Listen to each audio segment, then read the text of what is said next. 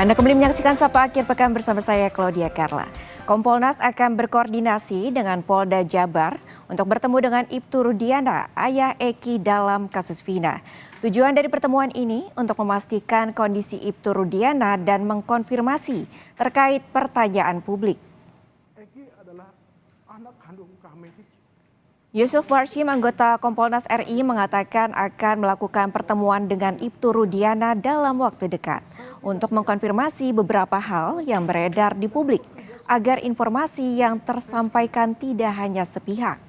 Yusuf juga menambahkan, Ibtu Rudiana masih sering merasa sedih jika ada pertanyaan terkait almarhum putranya Eki. Eki adalah anak kandung kami yang mana menjadi korban daripada kelompok-kelompok Jabar, Propam, ya kita berkoordinasi sekiranya bisa Kompolnas bertemu ya apakah itu di Polda ataupun di Cirebon. Artinya pertemuan tetap kita dalam koordinasi dengan Polda Jabar.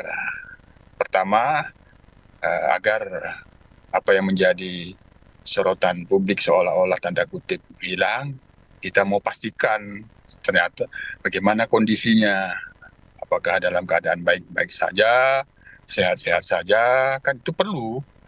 Namanya kita Kompolnas berfungsi sebagai pengawas terhadap kinerja dan integritas anggota dan pejabat Polri.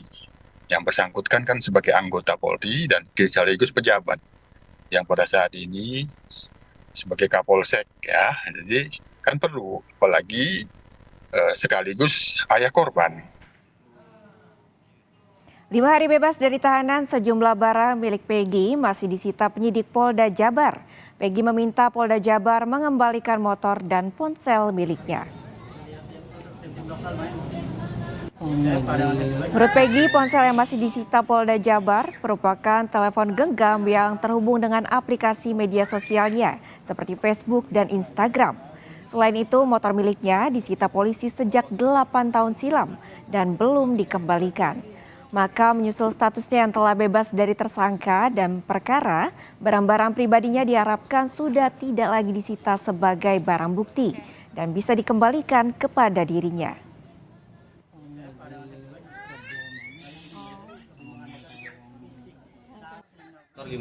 Nah, motor itu saya serahkan lagi kepada tim kuasa hukum, bagaimana itu. Pokoknya kan mau dibawa ke sini nih, gimana?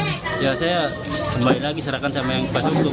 Berarti HP sama motor yang masih ada di Polda. Iya, motor sama akun Facebook itu. Harapannya gimana untuk bisa dikembalikan atau gimana itu? Ya menurut saya ya bisa kembalikan sih, kembalikan harapannya. Oke. Namun kalau misalkan memang nggak bisa ya, contohnya misalkan memang motor nggak bisa, nggak apa-apa. Kalau misalkan akun Facebook ataupun HP atau akun IG, semoga dikembalikan itu. Penasihat Ahli Kapolri Arianto Sutadi memastikan ada celah bagi polisi untuk menetapkan Peggy sebagai tersangka. Arianto menjelaskan jika polisi melakukan penyidikan baru dan mempunyai bukti baru. Sementara kuasa hukum terpidana kasus Vina Oto Hasibuan meminta polisi tidak tergesa-gesa melakukan penyidikan kembali di kasus Vina. Oto menilai penyidikan Polda Jabar harus menunggu hasil putusan PK yang akan diajukan oleh para terpidana. Ya itu kan hanya di SP3 penyidikannya, sedangkan di sini hanya dinyatakan batalnya adalah karena kesalahan tangkap kan gitu kan. Itu kepolisian masih bisa melakukan penyidikan lagi di kemudian hari kalau mempunyai bukti yang baru yang dimiliki gitu. Tapi seandainya nanti kemudian putusan PK itu membatalkan putusan tahun 2016 dulu, otomatis polisi tidak akan mencari lagi yang sisa 3 DPO itu. Dia harus mencari lagi siapa pembunuh daripada Vina dan Eki itu semuanya. Kira-kira gitu. Belum sepekan Peggy Setiawan menghirup udara bebas, polemik kebebasan Peggy coba diusik setelah kuasa hukum keluarga Vina, Hotman Paris, menyebut Peggy belum bebas dari pokok perkara.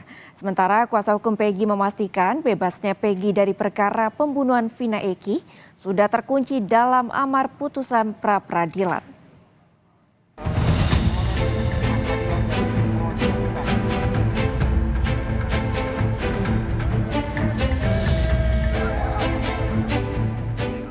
adalah Hotman Paris Hutapea, kuasa hukum keluarga Vina, yang pertama kali menyebut Peggy Setiawan masih berpeluang ditahan lagi usai bebas dari tahanan pada 8 Juli lalu.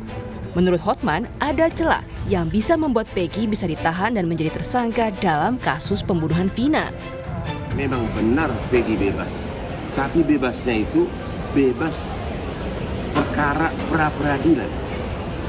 Artinya belum bebas dari pokok perkara.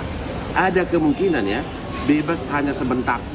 Habis itu penyidik mulai lagi dengan mengikuti prosedur yang benar. Kemungkinan kedua bisa-bisa pimpinan Polri mengatakan ya udah kasus ini nggak usah dilanjutin, bisa jadi. Kuasa hukum Peggy Setiawan berpendapat amar putusan pra-peradilan telah menyatakan keputusan atau penetapan tersangka terhadap Peggy Setiawan dinyatakan tidak sah. Ditambah lagi, telah diterbitkannya surat pencabutan tersangka dan SP3 serta surat perintah pengeluaran tahanan. Berarti Peggy Setiawan dalam kasus pembunuhan Vina Eki ini, Peggy Setiawan klien kami ini, tidak dapat ditersangkakan lagi. Karena sudah terkunci di dalam amar putusan nomor 5 tadi.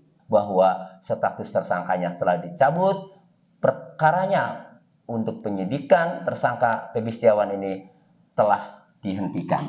Itu. Nah, sehingga kami berkesimpulan bahwa Peggy Setiawan ini tidak akan bisa ditersangkakan lagi. Dengan kata lain, polisi baru bisa menjerat Peggy Setiawan bila menemukan alat bukti baru dan memulai kembali penyelidikan dari awal, terutama kejanggalan-kejanggalan yang terdapat dalam putusan pengadilan Cirebon terhadap 8 terpidana kasus pembunuhan Vina dan Eki. Tim Liputan Kompas TV.